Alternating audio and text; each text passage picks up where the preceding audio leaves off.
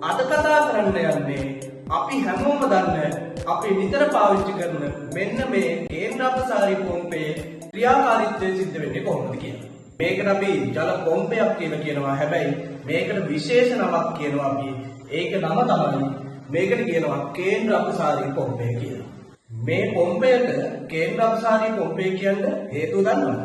මේකට කේන්ද්‍ර අපසාරී පොම්පය කියන්නේ මෙයා ගුරුත්වාකර්ෂණ බලයට එරෙහිව ඉහළට කේන්ද්‍ර අපසාරී කියන බලය යොදාගෙන ජලය පොම්ප කිරීම හරි අපි ලබා ගන්න ජලයේ පීඩනය වැඩි කිරීම හරි සිදු කරනවා. මේක නිසා අපි කියනවා මේකට කේන්ද්‍ර අපසාරී පොම්පය කියලා.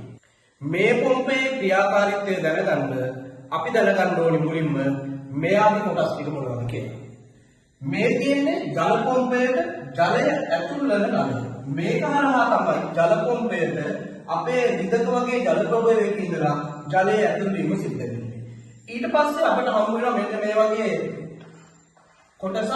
මේකට අපි නම කියනවා ඉම්පෙලරය කියලා. මේ තියෙන්නේ ඉම්පෙලරය. ඒ වගේම මෙන්න මේ මැද ඉම්පෙලරේ අපිට මෙන්න මේ මැද කොටසට කියනවා ඉම්පෙලර ඇස කියලා.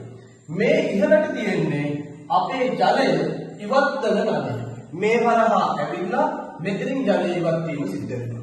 එතකොට මෙන්න මේ ඉම්පෙලරේ ක්‍රියාත්මක වෙන්නේ මේ විදිහට අක්ෂ දණ්ඩක් තියෙනවා. මෙහා පැත්තේ මෝටරය සවි කරලා තියෙනවා. මෙන්න මේ මෝටරය ක්‍රියාත්මක වීම සමග මේ ඉම්පෙලරේ කැරකීම සිද්ධ වෙනවා.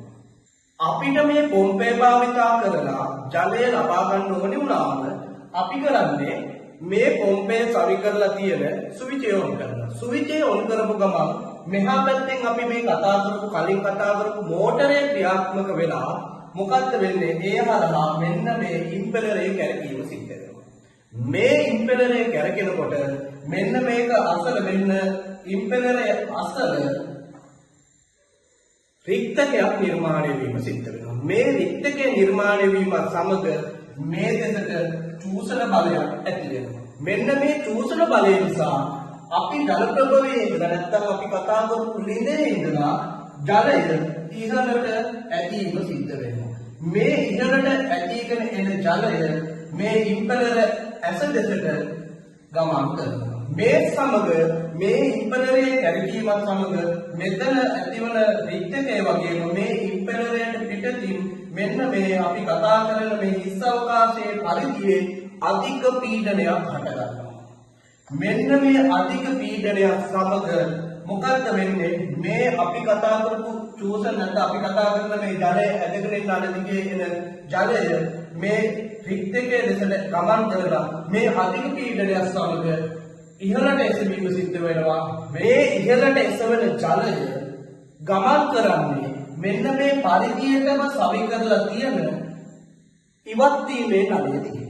මෙන්න මේ ඉවත් වීමේ නළය දිගේ මේ ඉහළට එසවෙන ජලය ගමන් කිරීම සිද්ධ වෙනවා. මේ හරහා අපි ලබා ගන්න අපි ජලය පුරවන තැනට ජලය ගමන් කිරීම සිද්ධ වෙනවා. මෙන්න මේ විදිහටයි අපි ගෙදර පාවිච්චි කරන ජල පොම්පයේ ක්‍රියාකාරීත්වය සිද්ධ වෙන්නේ.